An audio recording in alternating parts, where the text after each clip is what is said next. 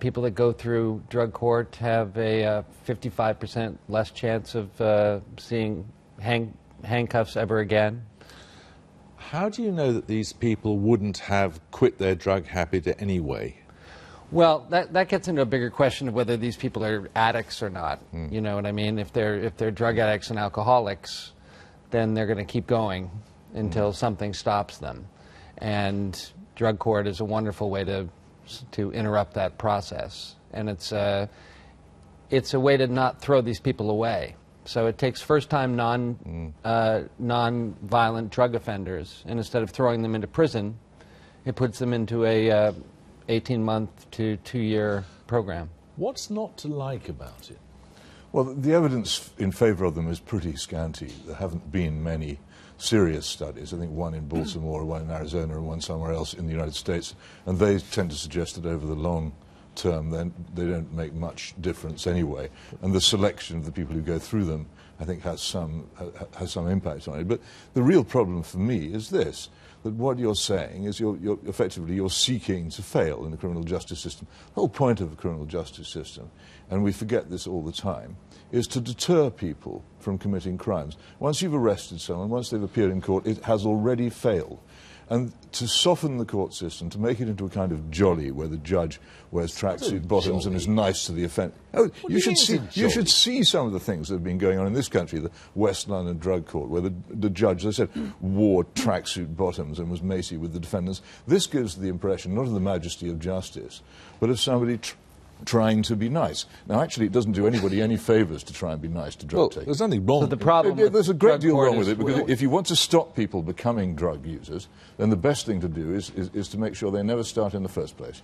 And an effective deterrent criminal justice system the point is you're dealing here with people who have started. Well, yes, because they've started, because the criminal justice system is so feeble. Isn't the real problem? It's feeble from the start. Ernest Meacham, you can have a contribution here, come on. Isn't the problem that by the time you get to a drug court, you've already assumed that drug addiction is a crime? Actually, drug addiction is a health problem. So the first thing you've got to do is some preventive work, prevent people becoming drug addicts, and that we now know there's good evidence that you can do that. Portugal have switched vast sums of money from prisons to treatment. They have vastly more people in treatment than we do here. They have a much better record than Spain and Italy. You can deal with this as a health problem instead of waiting till people become really severe addicts, get into the criminal justice system, and then, okay, I agree with you. Drug courts can be a little more helpful. I'm not understanding your point. Your point is to stop drugs and alcoholism by just people never starting? Well, you two believe in this fantasy of addiction in which people lose... Fantasy of addiction. A complete fantasy in which people lose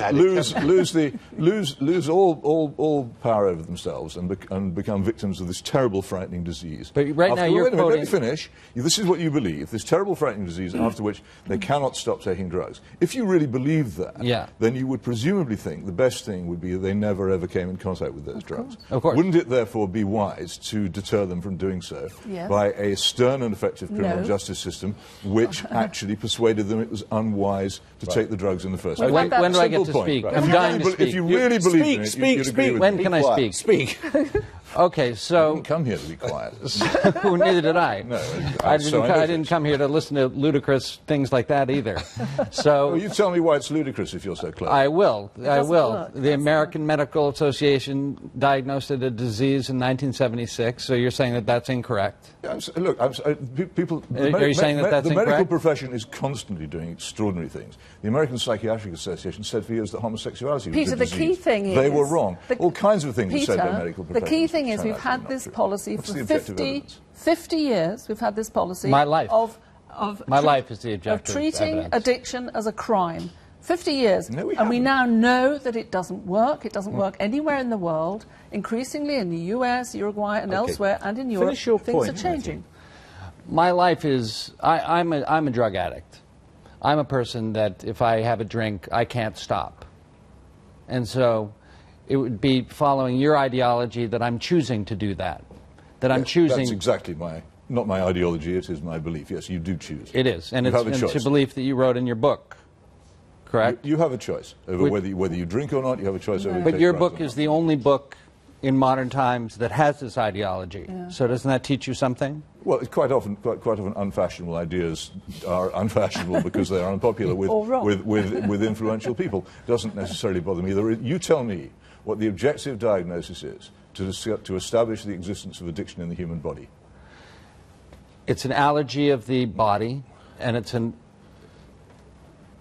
Allergies of what?